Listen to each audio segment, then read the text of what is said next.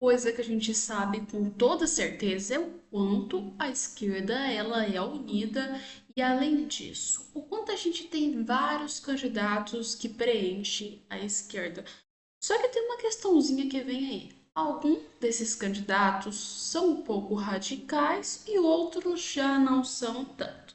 E quando é o caso dos Estados Unidos, a gente está vendo que por pouco a gente ia ter o Biden como aí o candidato pelos democratas. Só que saímos de uma pessoa que não ligava tanto para pautas e não era tão radical assim, para uma pessoa que pertence a pautas extremamente radicais e foi considerada uma das senadoras mais radicais até hoje que já pisou nos Estados Unidos, tá? E eu tô falando exatamente de quem?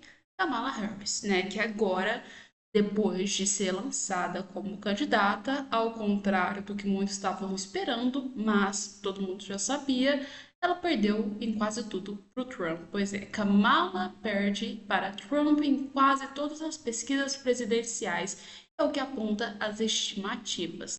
Assim, ó, a vice-presidente dos Estados Unidos, no caso Kamala Harris, enfrenta dificuldades para superar o presidente, né? O próximo presidente já pode falar assim, mas no caso a matéria põe como ex-presidente Donald Trump nas eleições presidenciais, de acordo aí com recentes pesquisas feitas pelo jornal The Washington Post.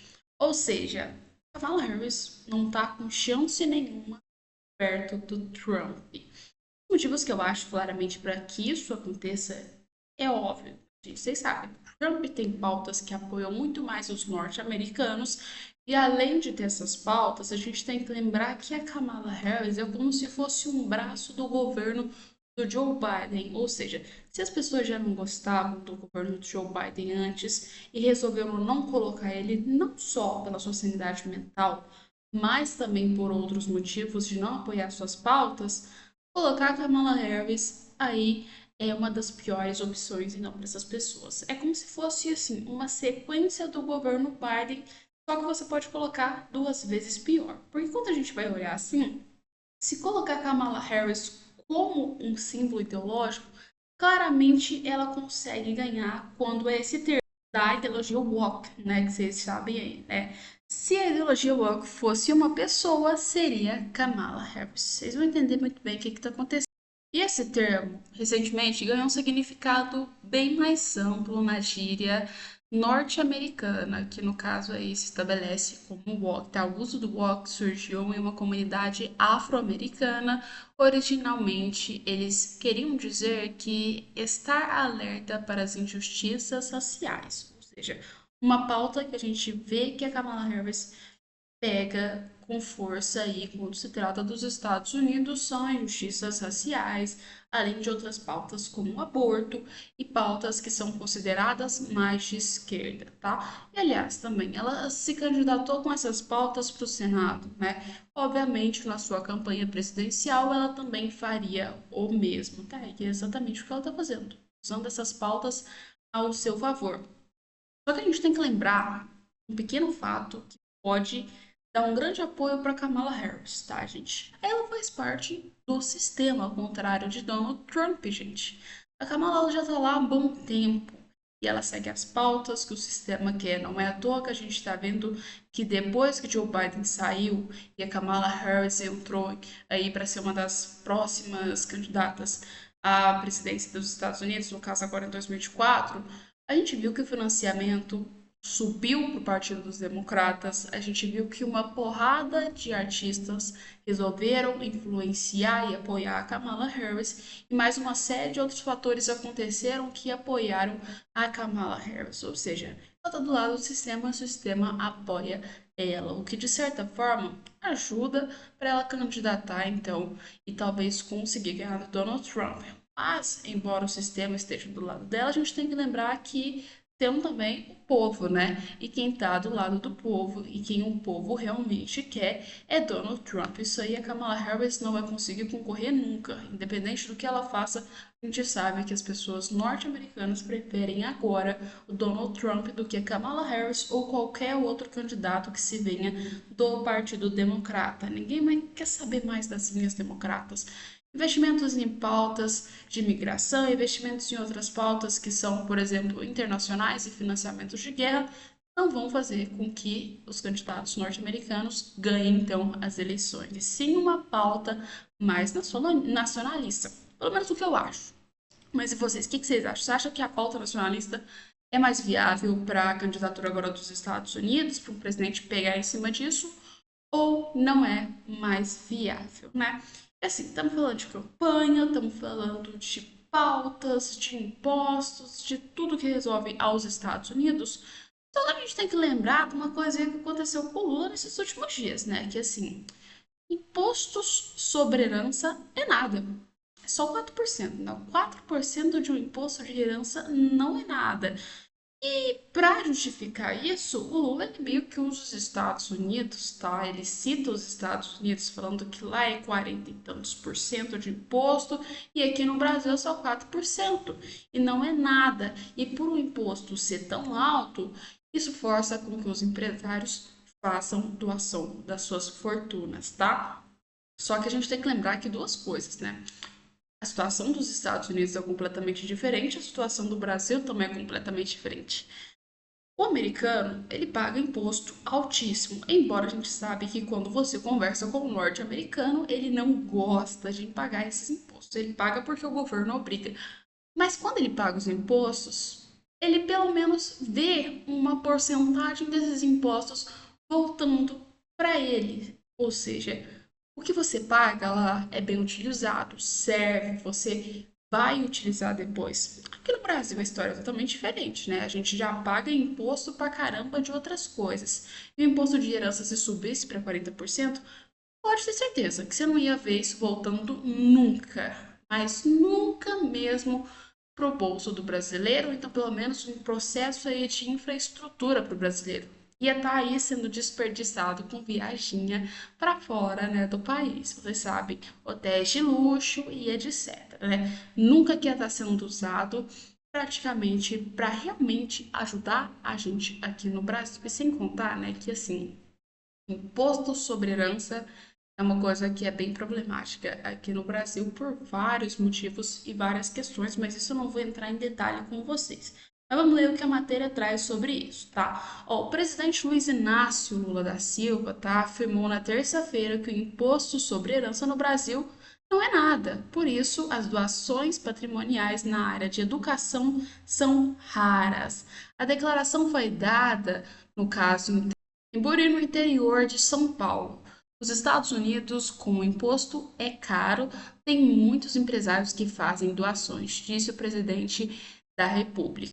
Aqui no Brasil, não tem ninguém que faça doação porque imposto sobre herança não é nada, e é só 4%. Então as pessoas não têm interesse de devolver o patrimônio delas. Ou seja, devolver o patrimônio, galera, pelo amor de Deus.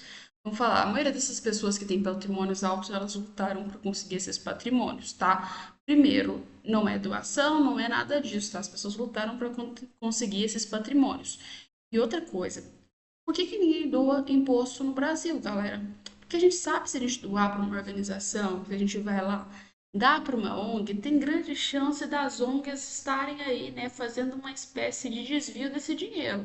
É o grande risco. Então, se doar para o governo, a gente sabe que normalmente esse dinheiro nunca, mas nunca vai ser usado para realmente o que precisa, para ir para aquelas pessoas que precisam, para as pessoas que realmente você está fazendo a sua doação. A gente sabe que no Brasil, infelizmente, isso não é uma coisa muito boa de se ver e não é muito fácil de se ver, é bem raro a gente ver isso no Brasil e eu acredito até mesmo que assim, por isso é que os norte-americanos fazem doação, porque eles veem as coisas voltando e aqui no Brasil a gente não faria doação. Eu acredito mesmo que se fosse um imposto alto, as pessoas não fariam doação. Entendem? Então tem muitas matérias falando sobre isso, sobre essas ONGs. Não estou falando que todas as pessoas que possuem ONG e a todas as ONGs no Brasil aconteçam isso, tá? Mas tem sim esses casos e a gente sabe. Eu acredito que esse seja um dos principais motivos de não fazerem doações no Brasil, tá, gente? Sem contar que também tem uma questão de doação com o próprio imposto mesmo, e é uma coisa bem complicada aí. Mas vamos falar também sobre outro tema, para a gente não ficar muito só numa coisa, vocês pegarem todas as informações possíveis que eu possa trazer para vocês. E assim, galera, se estamos falando de governo de imposto, a gente tem que ter, meio que assim, colocar o Haddad na linha. Infelizmente, Haddad, se tem imposto no meio, seu nome vem atrás, né? E assim, brasileiros já pagaram 2 trilhões em impostos para o Estado, no caso, em 2024, né, galera? Imposto aqui no Brasil não pega muito no de herança, porque no resto é só ladeira abaixo, você deixa quase a sua alma de imposto, né? Vamos lá, ok. Os brasileiros já pagaram em 2 trilhões em imposto desde o início desse ano, conforme o Impostômetro, painel localizado na sede da Associação Comercial de São Paulo, tá? O montante foi alcançado nesse último domingo. O valor inclui impostos, taxas, contribuições, além de multas, juros e correções monetárias, tá? Em comparação com o mesmo período do ano passado, quando o impostômetro registrou 1,7 trilhões. Houve um aumento então de 17,6%, ou seja, a galera tá pagando imposto pra caramba, sem contar as multas, juros e outras coisas que vão se envolvendo, que vai piorando a situação cada vez mais, tá? E assim, historicamente, o impostômetro só aí atingiu a marca de 2 trilhões pela primeira vez em 9 de dezembro de 2015. E aí, eu já quero que você chuta quem que estava na presidência em 2015, gente. Quem que você acha que estava quando a gente pagou imposto pra caramba? Pois é, quem estava aí era a Dilma, né? 2015, ali no finalzinho, então, era a Dilma. E assim, mais uma vez, no governo petista, a gente vê as taxas de imposto subirem estrondosamente. Mas vamos voltar aqui para a matéria para vocês continuarem entendendo, tá, gente? Ó, em julho, desde aquele ano, tá?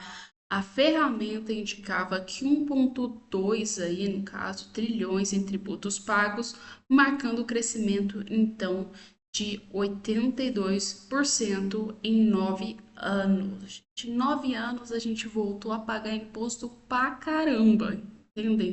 Nos últimos 9 anos a gente nunca pagou imposto igual na época da Dilma e na época do Lula de novo, né, tá?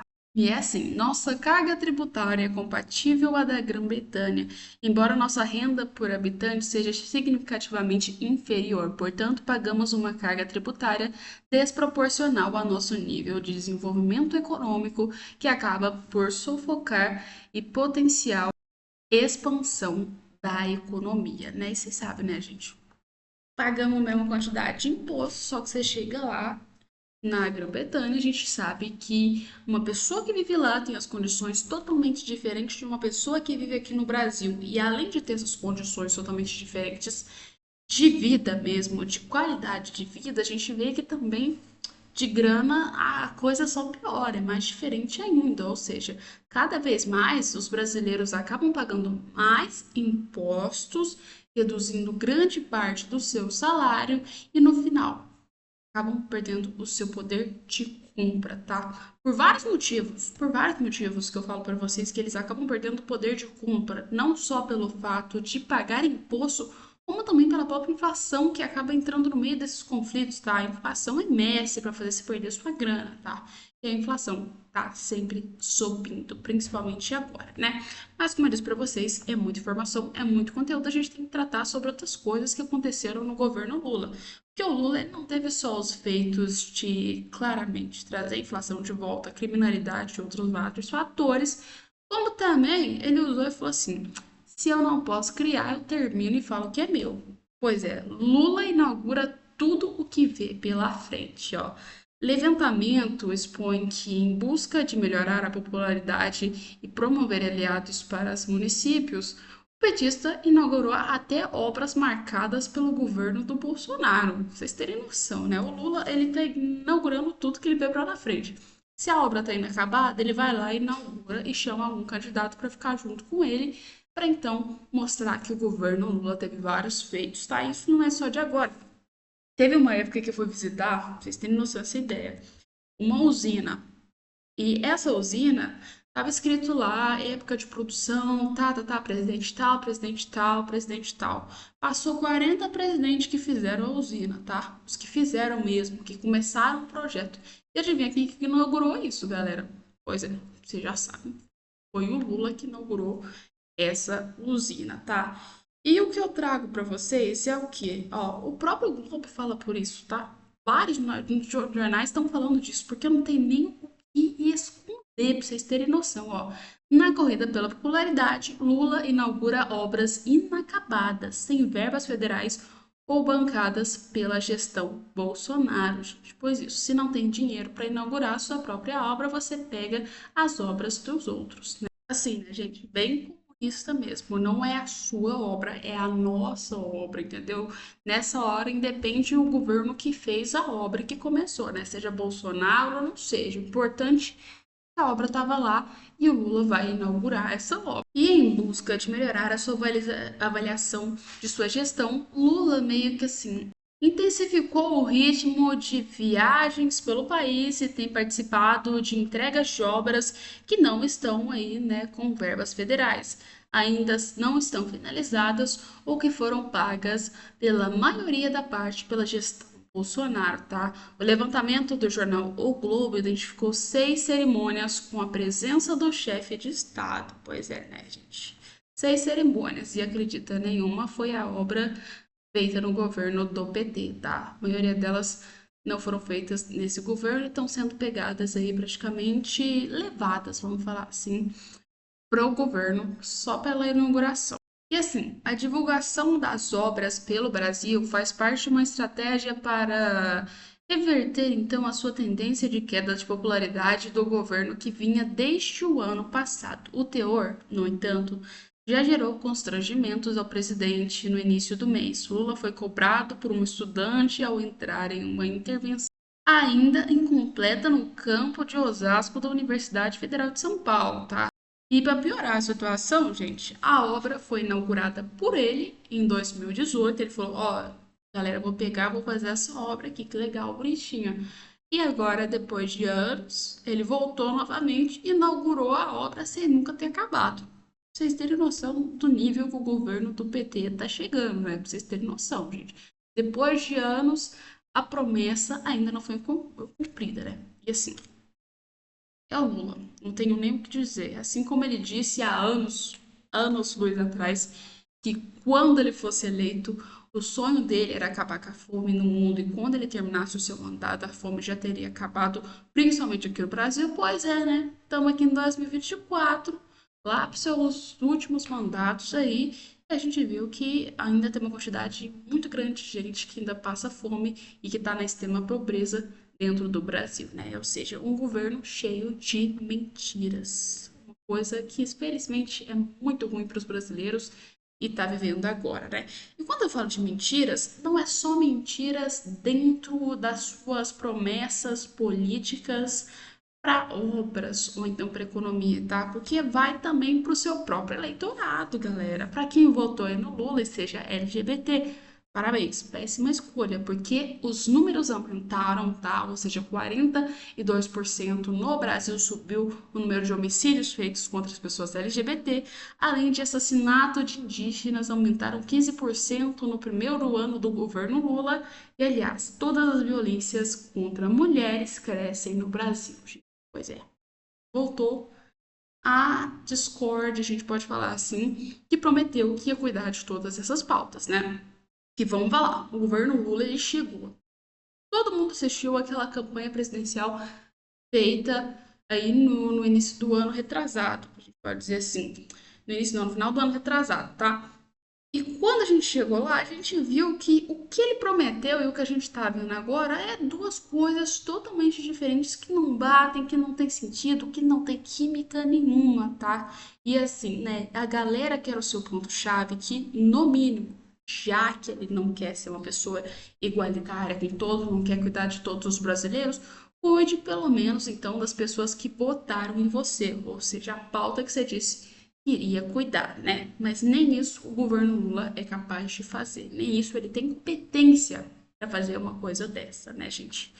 E assim, cada vez mais o governo Lula vem decaindo, vem ficando pior, né?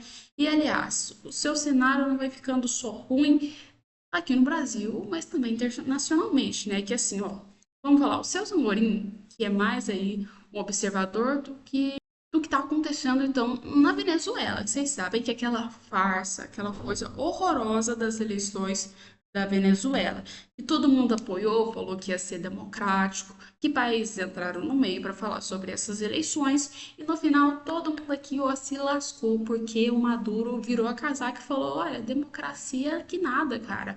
Eu quero é ganhar o poder aqui e ameaçou agora de guerra. E a Venezuela está sofrendo um caos, onde estamos vendo uma imigração em massa para o Brasil e também para os países que são vizinhos da Venezuela, né? E assim, o Lula que colocou como um grande espectador e prometeu, ou seja, colocou ali o dele na reta falando que as eleições iam ser fiscalizadas, pois é, não aconteceu, não rolou e agora a gente está vendo que a situação está cada vez pior e provavelmente não vamos ter uma resposta tão boa nos próximos anos e nem nas próximas semanas. A gente tem que lembrar porque as eleições estão quase acontecendo na Venezuela, mas o caos ainda continua.